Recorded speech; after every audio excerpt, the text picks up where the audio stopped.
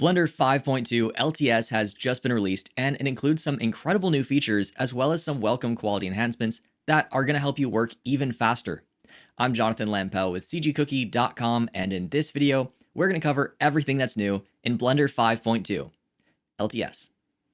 One of the first add-ons that you might have heard about when watching modeling tutorials is the classic loop tools. They have become so ubiquitous over the years and are finally being built into Blender itself. Not only does this mean you don't have to install an extension to get them, they also are significantly faster now since they are rewritten in C and the UIs have been modernized. The ones that made it into 5.2 are Circle, Space Evenly, and Flatten. The others will be coming later. In the snapping department, you can now snap to lattice objects. The Array modifier, the newer Geometry Nodes one, got more user-friendly alignment options. Selection now respects the viewport's backface culling option, which makes it easier to work with interior geometry. 3D text objects now support complex characters that have above and below font instructions. In the UV editor, you can now delimit by seams, sharp edges, or material boundaries when selecting linked. The copy mirrored UV coordinates operator now works on any axis. A new select by winding operator helps to isolate flipped UVs. Select overlapped now works for the whole island in island selection mode. You can now unwrap islands to their original bounds so they don't jump up and take the entire UV space every time you unwrap. You can now add snap points when setting the snap base in the UV editor, which snaps to the average between all of the points, just like in the 3D view. A brand new sculpting brush, Scene Project, allows you to shrink wrap geometry to the surface of other objects in the scene. The Add Primitive tools are now available directly in Sculpt mode. The Color Filter tool's Fill mode got an upgrade. You can now click to apply the current color, click drag to blend with the current color, hold Ctrl to swap to the secondary color, and you can use Ctrl X to perform a fill from any tool. If you enable dynamic topology and switch back and forth between Sculpt mode, you no longer have to confirm to go back to using dynamic topology every time. The voxel remesher better interpolates attributes like vertex colors now. Vertex and weight paint modes now use a 3D brush just like Sculpt mode. The Brush Advanced section is now a nicely organized panel. And when texture painting, the altered image is now included in Blender's autosave, which I think is going to save a lot of keyboards and tablets from being smashed. Hello everyone, this is Cartesian Caramel covering the geometry node changes for Blender 5.2. This is a big update with many features, so let's get started. This release comes with a new physics system focusing on hair and cloth. Two new modifiers powered by the new XBBD solver node have been added, Cloth Dynamics and Hair Dynamics. These are generalized systems that allow for custom forces. While they are still experimental, users are recommended to try them and give feedback for future releases. Bundles can now be attached to geometry, allowing for arbitrary data to be passed across modifier and object boundaries, using the new setGeometry bundle and getGeometry bundle nodes. Data attached to geometry can be seen in the spreadsheet. Lists are a new core data type that allows storing a sequence of arbitrary data and come with several new nodes. Field2List creates a new list by evaluating index-dependent fields. Closure to list creates a new list by evaluating a closure that has an index input. List length outputs the length of a list. Get list item outputs an individual item. Filter list creates a new list if a boolean is true or false. Sort list sorts based on a custom weight. The new collection children node uses lists to output the child objects and collections of a given collection with an option for recursion. A new sound socket type has been added. This is used by the new Sample Sound Frequencies node, which uses an imported sound to output the amplitude as a float. It can also sample frequency ranges, which allows for creating sound spectrum animations. Empty objects can now have geometry nodes. This is useful for effects that don't require original data, and this also allows geometry nodes to be used on collection instances. The building blocks of the Merge by Distance node are now available individually as 3 new nodes. Merge Points combines point or mesh vertices with the same group ID, Cluster by Distance creates group IDs for close points, and Cluster by Connected creates group IDs for close vertices connected by edges. The new Mesh Bevel node has been added. It is similar to the Bevel modifier and provides more detailed control. Attributes have 3 new nodes. Rename attribute allows renaming a single attribute or all attributes with a specific prefix. Get attribute names outputs a list of the names of attributes in a geometry, optionally filtered by domain and data type. Transfer attribute can transfer an arbitrary number of attributes from one geometry to another. The capture attribute node now supports selection. This improves efficiency when an attribute value is only required by a subset of elements. Attributes can now be stored as 4D float vectors, though geometry node still only operates on 3D vectors. Curves have two new nodes. SetNurb's order controls how many curve points influence each evaluated point, and SetNurb's weight controls the influence of each control point. Strings have four new nodes. Trim string removes specific characters at the start or end. Reverse string reverses the order of the characters. Split string splits text into a list based on a delimiter, and set string case turns strings into upper or lowercase. The value to string and string to value nodes now have a base input which specifies the number system used when converting to and from integers. The find in string node can now find the first occurrence from the end. String fields are now supported, but keep in mind string attributes are not yet implemented. The default for a node group input can now be the scene frame or self object. 6 new bundled assets have been added. 3D to screen space transforms 3D coordinates from world to normalized camera space. Screen to 3D space is the inverse of this. Transform and project computes 2D coordinates in screen space. Project with depth transforms coordinates from the viewport 3D space to screen space and back. Principal components analyzes a position vector field, and geometry principal components analyzes on a specific input geometry. In miscellaneous updates, a new instance reference node outputs the internal attribute which shows what geometry set index each instance is referencing. The new getGeometryComponent node extracts a single component of a geometry. The compare node now supports comparing data blocks. The boneInfo node now has an exists output, and the viewer node can show data block names. Lastly, closures can now be called recursively up to a limit. A new call stack depth limit for geometry nodes can be configured in the user preferences. Node tool inputs are remembered between operator invocations and can now be assigned in Python. Internal fields are now deduplicated for evaluation. This can speed up nodes that are used multiple times, like sample UV surface. Sampling nodes have improved performance when they can avoid conversions to the face corner domain. That was a lot of condensed information, but you should be able to learn it before the next release. I hope you all enjoyed this overview of the changes and additions to geometry nodes in Blender 5.2. The improvements to Grease Pencil keep coming, and for the long-term release, some long-awaited features have finally made it in. Let's begin in Draw mode, where the most obvious changes are to brush and stroke handling. The thumbnails for brushes have been updated, and when you enable online access after install, a texture brush pack becomes automatically available, although you will have to download the brush locally before using it. Now, this isn't a big issue. Just hover your cursor over the brush, you'll see this little download icon, and by clicking on it, it will download and you're ready to draw. Before you even put stylus to tablet, you can set the stroke curve type. This is found under the stroke post-processing brush settings. The threshold sets a distance between the generated points, so this is really good for generating strokes with minimal information. The point handling becomes active once you're in edit mode. Improvements to alpha handling for dot and square line types mean that brushes like the airbrush look a lot better. Speaking of dot line types, a new placement feature now gives you control on how the dots are distributed along a stroke. These are editable at the material level and comprise of 3 ways dots can be distributed: count, radius, and density. The difference is that count generates dots between points. Radius distributes the dots based on a percentage of the brush radius, and density distributes the dots along the entire stroke. This is especially good for textured strokes. You can also now randomize some of the parameters such as size, strength, and rotation at the material level. While base color and transparency controls for a material's stroke or fill still exist, these two settings can now be overridden in draw mode.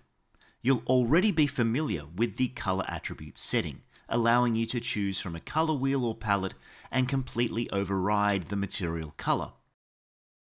But you can now also switch between stroke, fill, or both modes for a material on the go. This will speed up your workflow dramatically. The Fill tool now has a new solver called Delaunay, which generates geometry based on the boundaries it is trying to fill in. It can automatically detect gaps, so now you can fill those donuts with ease. You may have noticed that the eraser function is now gone from your brush settings. Now, whatever your last eraser tool was set to is used. You can hold down Ctrl while drawing to toggle between draw and erase. The Line Art tool now supports fills. Now, admittedly, this is best for more primitive objects or planar faces. Finally, there are some minor but useful functions to improve your workflow. In edit mode, Shift-L now deselects strokes that are completely selected. The Move to Layer function now shows any groups and sublayers. And Vertex Mode Color Attribute Replacement now has blend modes. And Stroke Mode is also available, allowing you to affect just the strokes, fills, or both. I'm Wayne Dixon from CG Cookie, and the next couple of minutes I'm going to inform you about the rigging and the animation updates in this release. There's some nice quality of life improvements, including some that they let me sneak in there. Let's go. When spawning bones with Shift A, you now have more options for your new bone. Just open up the redo panel and you can see it's actually useful. Previously, all you could do was set the bone name, but now you can disable the deform option. That's perfect for control bones. You can also set the bone's length. That's awesome. And the B-bone size also scales with this length value, so you won't get any nasty surprises. We'll see that in a moment. Plus, you also have options for the coordinate space that's going to spawn in. That's either going to be world space or object space. But most of the time, they should be exactly the same. But here's the big awesome stuff. In the alignment, you have some very useful settings. The default alignment is object up, just as it's always been. But you can now align it to the cursor or the viewport. But the best addition by far is for those of you, like myself, who like to world align your control bones. Just choose Object Axes and boom. Look at that, world align controls in a single step. What are you going to do with all the time you're going to save? And because the spawn bone length is now linked to the B-bone size, there's no surprises when you jump over into B-bone mode. No more of this, oh boy. It's now easier to copy object constraints from one object to another, as it's been added to the Control L menu. What do you reckon of that, Suzanne? Is that easier? The Suzannes say yes. When parenting an object to a bone, there's now a new slider that will let you set the position along that bone. It will default to the tail, which might seem like an odd choice, but this is for backwards compatibility, and it's currently going to work exactly the same as it used to. But now you can position that object anywhere along the bone length. And before you ask, no, it doesn't include the bendy bone position, it's just that straight bone. There is a new duplicate and rename operator, which is up here in the armature menu. This will let you duplicate the selected bones and rename them in a single operation. Here I want to duplicate these bones to become control bones, so I can use this to find the DEF and replace it with nothing. Ta-da! This search and rename happens before the name collision is detected, so this is one way of avoiding the .001 in a lot of situations. The Auto IK feature used to stop when it found a disconnected parent. Well, not anymore. It can now follow the hierarchy even if that parent has been emancipated. The old motion paths used to create a jagged line when you were adjusting that with the auto update enabled, which kind of made it look broken. This is now being cleaned up. It still can't fix your bad animation. That's on you. The dope sheet has a new operator called Select Keyframes by Type. You can find it in the Select menu or by searching with the F3. And don't forget, you can also open up the Redo panel to edit that operation. This will open up more workflows as you'll be able to easily select those keyframes without spam clicking. It's now possible to select all the markers to the left and the right of the playhead by control clicking in the marker area. Just control click on an empty space either side of the playhead and that's going to select all the markers on that side. You can hold shift to extend that selection. Plus you can still select the camera and the marker by control clicking on that camera marker. So click on the space to select all, click on the markers to select the markers. Objects now have access to the breakdown animation tools. This will make some things much easier to animate. Objects still don't have access to all the animation tools like armatures do, but now they're not so much like second-class citizens. There's a nice improvement to the parent-child selection tool with the square brackets. In the old versions of Blender, it would only work on the active bone. Now in 5.2, it works on all the selected bones. Isn't that nice? There are now more options for how you want the animation to play back or loop when you start the playback. The default is infinite, that's how it's always been, but now you can play it once and have it return to where it was, to the end of the animation or to the start. You can even make it ping pong, which is called bounce. That way you can make it feel like you're undoing all those bad life choices. Yoop. Another playback option is the allow pre-roll. By default, when you start the animation before the start frame, it will snap to the start and then start playing. When you allow pre-roll, it's going to start from where the playhead is. But note, this will not override the allow negative frames option. Speaking of the allow negative frames, this has moved to a sub-panel in the user preferences and it now shows a warning. Nothing technically has changed other than now it has a better explanation telling you why it isn't enabled by default. But I like living on the edge, so I'm just going to check that one on. Yeah. Finally, we have a way to mass delete F-curve modifiers. There it is, right under the add F-curve modifiers. You can remove all, remove a specific type, or remove the first one on each of the selected curves. I know this is going to make a lot of people happy because of the many hours they've spent manually deleting these F-curve modifiers. And everyone else will be like, hey, wasn't that there already? No, it wasn't. Now it is. It's now easier than ever to isolate your curves by control clicking on the eyeball icon. This makes it much faster to show what you want to see and hide what you don't. But that's not all. The graph editor now has a local view, just like the 3D viewport. You can press slash to jump into local view for your selected curves. You'll see it say local view up in the corner. And to jump out of local view, just press slash again.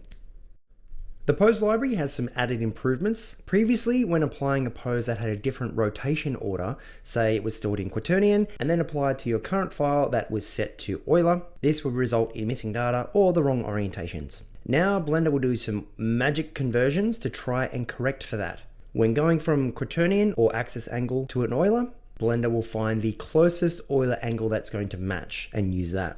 When going from an Euler to a Quaternion or an axis angle, it's going to assume that the asset was saved in Euler XYZ, because there isn't actually a way of knowing if that's true or not. And then if you're going from an Euler to an Euler, this will just assume that it was saved in the same rotation order. Because, as I previously said, there's actually no way that Blender can know. So that's not all of them, but that's the main ones. Hopefully this improves your workflow. See ya. The principled BSDF got a new thin wall checkbox, which, while it might be a small option, is a big deal. It allows you to properly render thin translucency within the material, like light shining through leaves. And for glass, it removes the refraction, which can significantly speed up render times and cut down on noise for light coming through windows. A scene time node was also added, matching the one in geometry nodes. There's also input nodes for Boolean, integer, and vector values. Color spaces are now organized into menus, and there are new ones for reverse transforming Apple, RE, Blackmagic, Canon, and Sony cameras back into linear space, so you can more easily import your footage into Blender and have everything work all together. You can also use Adobe RGB or the various options for wide gamut textures. You can now uncheck the render output for cases where you want to save with the file output node in the compositor instead of from the output panel. Light and shadow linking setups can now be copied from one object to another. For orthographic cameras, the orthographic scale can now be adjusted directly in the 3D view with a widget. Images dragged and dropped into world shaders are now assumed to be environment textures. The AOV output node, which links custom shader data with the compositor, now shows all available AOVs, so you don't have to type in the names manually. Blender's real-time render engine got a handful of great updates in this release.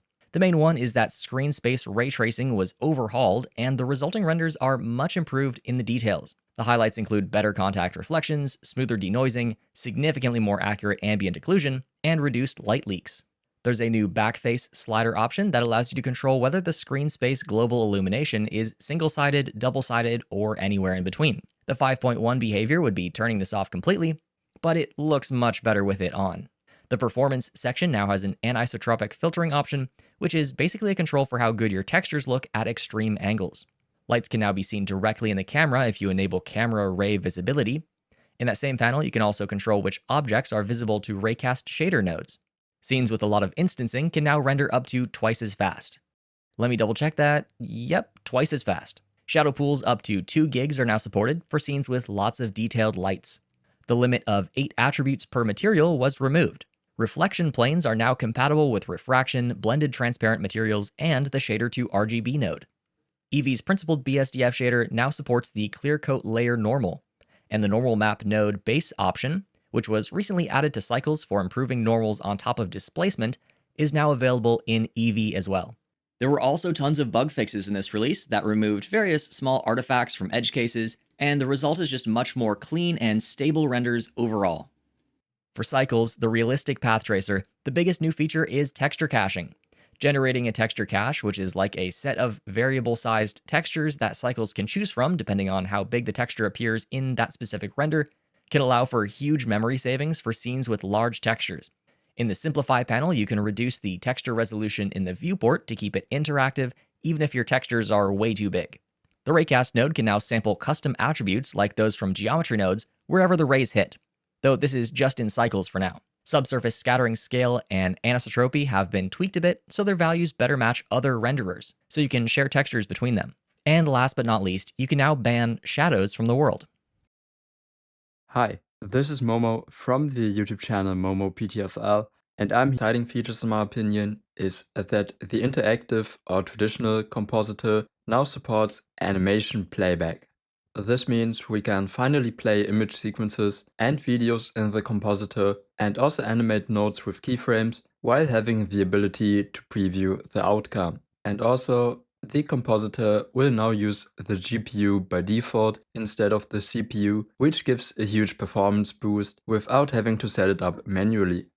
Another advantage of the interactive compositor has always been the gizmos for certain nodes like the ellipse and box mask. In Blender 5.2, these aren't exclusive to the compositor's backdrop anymore, but can now be viewed and controlled in Blender's image editor. To make sure this feature works like expected, node gizmos will now also be affected by transform offsets. And on top of that, the node gizmos can now also be animated by using the auto keying feature of Blender, which means keyframes will be created automatically when you use the gizmos. But let's move on to some of the new nodes. For example, the new blank image node allows you to create a color solid in a definable resolution. This might not sound like much at first, but it's actually a game changer. For example, if you would just use the alpha over node to add a backdrop by changing the color of the background input, the result will automatically be clipped to the image input you use as the foreground. But by using the new blank image node, you can avoid this clipping behavior and just transform your foreground image without having to worry about clipping. But there's also another pretty cool use case, which is creating a kernel for Blender's convolve node. For example, you can use the image coordinates of a low-resolution blank image for procedural textures and then use that low-resolution texture as a kernel to create something like camera lens blur. Let's move to one of the biggest changes of the compositor, which is the addition of multiple new input socket types you might already know from geometry nodes like integer vectors, matrices, transforms, and much more. Especially useful is that you're able to add object and camera data to the compositor. To add them, you can also just drag and drop the objects from the outliner into the compositor. I want to show you a feature that has been anticipated for a long time. I'm talking about the ability to add text elements right within the compositor. Like, you can just define the font, the text alignment, and the wrapping, type in some text, and you have your text element. And this is also where another of the new input sockets comes into play, which is the string input. By using this new input type and the related utility nodes, you can already create a few effects, like this typewriter effect I've created. The only thing missing currently is being able to transform individual text characters but you could already work around that by just using multiple string-to-image nodes. And another exciting addition to the compositor are a few new preset assets for the compositor, including the long-awaited film grain effect. It comes with some presets you can choose from by using the menus to keep the inputs at a minimum. But if you want further control, you can also set everything to custom, which will expand several inputs for you to adjust. Next we have Blender's new differing node group, which will reduce the amount of different colors of its input and then use patterns to blend between the limited colors. So basically, you can think of it as a pixel art filter. Again, you can use a menu to choose between different differing patterns, including multiple bi-differing patterns, which is usually the most popular pattern for differing. But we also got a few more complex node groups that utilize the different render passes of Blender to create 3D post-processing effects.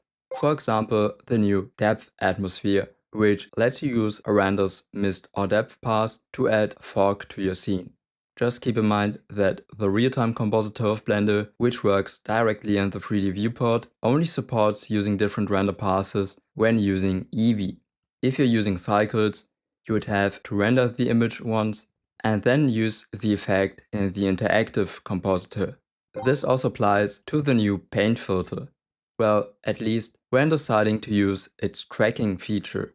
If you disable the tracking feature, you just have a simple 2D paint effect. But when enabling the tracking and using the depth and position render passes, the paint effect will be applied with depth, which makes it easier to keep different objects in your scene apart. Again, you can choose between different presets here, like watercolor and oil paint, and also just a paper texture overlay. Another effect, which you can use both in a 2D and a 3D version, is the night vision node group. As the name suggests, it will add this popular green night vision effect to your footage. We also got a few new node groups that already make use of the new inputs and nodes of Blender 5.2. By using these, you can generate texture coordinates from the camera in your 3D viewport, which means you can create a procedural background in the compositor and make it automatically adjust itself to the position and rotation of the camera. The VSE also got some pretty cool new features to strengthen its integration of the compositor. For starters, the VSE will now use the GPU for compositing, which again gives a huge performance boost. And compositing node groups and assets can now instantly be added as a modifier on a VSE strip. There are just two conditions the compositor assets have to meet. The first input of the node group has to be the image input, and the .blend file of the assets has to be saved in Blender 5.2. For my own compositing pack mpcomp, I've made sure to update all nodes to have the image input at the top for this exact reason in the latest update of it. This new integration of compositing modifiers in the VSE also allows us to easily add transitions to clips. For example, by using one of the transitions from a pack, you just add the modifier to the first clip, place the clip it should transition to below it in the timeline, and then select it as a mask in the compositor modifier. Apart from the new input types, you can also use a default input type now. This basically enables you to create a node group with an input for the animation time, which, if the user doesn't connect anything to, will automatically use the scene time. So essentially, you can make an input entirely optional now. We also got the warning node in the compositor now, which you can use to display error messages or warnings if a certain condition is met. And to create even better performing node setups, you can now see the total processing time of the compositor when enabling the timings overlay right above the group output node. Let's get to some of the smaller but cool new features and changes. For example, when using the grease pencil in Eevee, you now get the correct depth of the grease pencil object in the render's depth pass. Previously, grease pencil objects have just been ignored by it. So again a feature that increases the 2.5D capabilities of Blender and its compositor. When using the transform node in Blender's compositor to scale something down, you can now also set it to use the anisotropic interpolation, which gives a lot smoother looking result. And last but not least, the stabilize 2D node, which is used to apply tracked stabilization to your footage, now received a frame input. This allows you to alter the timing of the stabilization, which can come in handy when using fast forward or pausing effects for footage in the compositor, so the stabilization stays in sync. Well, these were all the new features of Blender 5.2 for the compositor. I sure think it's very exciting. In the video sequence editor, frame prefetching now fetches a few frames before the playhead to make scrubbing backwards a little bit smoother. Footage playback is now significantly faster for those who are still using OpenGL. Extra timecode files are no longer needed when building or using proxies, so there's now less bloat in your file browser. Text strips now support custom line spacing and have style presets that you can customize. Solid color strips can now have exact pixel dimensions. And speaking of strips, the thumbnails are now shown only at the start and end for better performance, but you can change it to display across the whole strip if you'd like.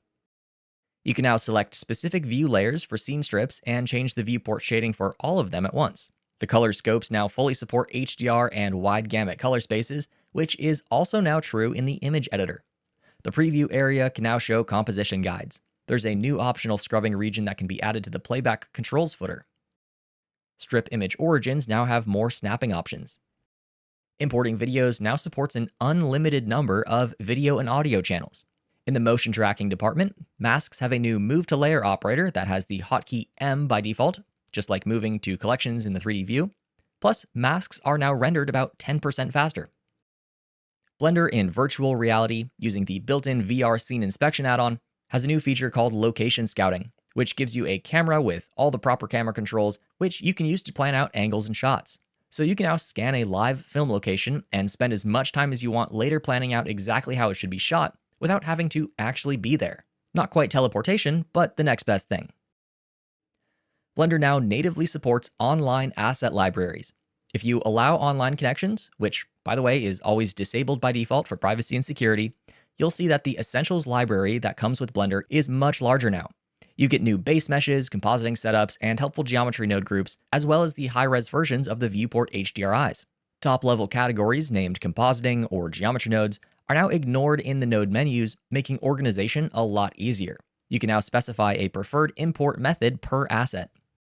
Asset libraries now have their own page in the Preferences editor, and the built-in Essentials is now in that list. The time it takes Blender to write 16-bit EXR images has been cut in half. There's a new option in the right-click context menu for render dimensions to swap the X and Y. Stereoscopic and panoramic metadata is now written for movies, so you can upload these types of renders straight to YouTube or any other platform without having to pass them through any other software. For importing and exporting, the color spaces are now respected when importing USD files, and there's a new USD export option for how frequently to flush the data, so you can reduce memory usage. The GLTF file format got a huge number of improvements as usual, from general fixes and performance enhancements to support for point clouds, iridescence, and dispersion materials, and KHR primitives, which can be used for Gaussian splats. Alembic imports now respect animated object visibility, F-curves for camera data, and subdivision surface data. During STL export, you can now choose whether the new file follows the viewport or the render settings of the modifiers, similar to how you can with the other formats. The outliner now automatically scrolls to the active object by default, which is amazing, but you can turn this off if you want to. In the reorganized drop-down menu here, that no longer has the filter icon. Shape keys are now listed in the outliner. Aligned editor edges no longer snap together by default because they could get annoyingly stuck together, but you can still move them together by holding Shift. Nested lists like those for bone collections now have auto scroll for dragging and dropping. You can also reverse the sorting of these lists, invert the search filtering, use the arrow keys to navigate, and use the number pad period to jump to selected. This all also works in the asset shelf. There's a new filled filtering icon that's used wherever filtering is active, and there are new download icons to go with the new online assets system. The set parent menu, Control P, now has icons for the parenting types. Sidebar tabs have a compact view option now, which supports showing an icon, though that's not used anywhere in Blender right now, so it's not too useful as of yet. But you can also now switch between tabs with clicking and dragging like other areas of Blender. There's a new text box input type that allows multi-line text inputs. Long menus and popovers can now be panned using the middle mouse button, and some popovers now have subpanels that can be collapsed. Hexadecimal values can now be copy and pasted directly into color inputs. You don't even have to open it up, just Control V. Number inputs no longer have the unit as part of the text, and instead it's just rendered as a hint, so it won't get in the way while you're typing. For developers with developer extras enabled, hovering over icons now gives you the icon's ID name. For users with mice with lots of buttons, mouse button 4 is now zoomed to selected by default. For users with Apple's Magic Mouse, Y. Over in the node editor, you can now change properties for multiple node group inputs by holding Alt. Grouping and ungrouping in node editors now avoids creating duplicate outputs and is better at guessing input and output socket types. Ungrouping now adds constants as the previous inputs, so that all the data is saved when you ungroup. Linked groups were moved to a submenu in the Add menu, so they don't crowd out your groups from the current file. And this menu no longer shows linked groups that are only used as subgroups, so it just shows the top level groups. Multiple nodes can now be resized at the same time. The plus button to add a new socket is now used on all nodes that support dynamic numbers of sockets. You can also rename group inputs by control-clicking on the node itself. There are new type conversion nodes for forcing sockets to be a specific data type. Vector input nodes now support 2D and 4D vectors, and menus got their own input node as well. Floats, integers, and vectors now all support the pixel subtype. There is now a theme brightness slider for the 3D view's access colors, and the theme editor was reorganized a bit overall. And last but not least, Blender on Mac has a very slick new icon that I will definitely be ripping to use on Linux, but on Mac it also automatically supports the transparent liquid glass styles as well. That, along with hundreds of bug fixes, is what's new in Blender 5.2 LTS. You can download it today from blender.org, and don't forget to support the development fund while you're there to help make future updates even better. Thank you guys so much for watching. Have a great rest of your day, and as always, happy blending.